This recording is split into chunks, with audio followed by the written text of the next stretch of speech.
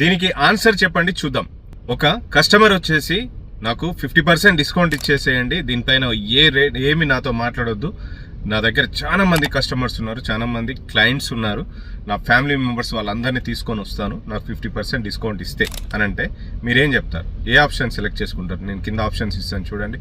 Option number 1, మా దగ్గర అసలు ఇలాంటి డిస్కౌంట్స్ లేవు, ఏమీ లేవు, మీరు నచ్చితే తీసుకోండి లేకపోతే లేదు. ఆప్షన్ నెంబర్ 2, మా దగ్గర ఆల్రెడీ రిఫరల్ ప్రోగ్రామ్ ఉంది, ఆ ప్రోగ్రామ్ త్రూ మీరు వెళ్తే ఎంతమందిని తీసుకొస్తే మీకు అంత డిస్కౌంట్ వస్తుంది. అంటే ఒక రిఫరల్కి మీకు 10% రావచ్చు, లేదా 5%, 1% ఉంది.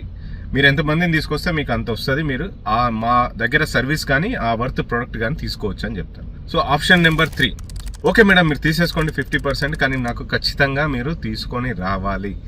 సో మీరు చెప్తుంటే నమ్మబుద్ధి అవుతుంది, తీసేసుకోండి అని. ఈ 3 ఆప్షన్స్లో మంచి బిజినెస్ మ్యాన్ అవుతే ఏ ఆప్షన్ సెలెక్ట్ చేసుకుంటాడు?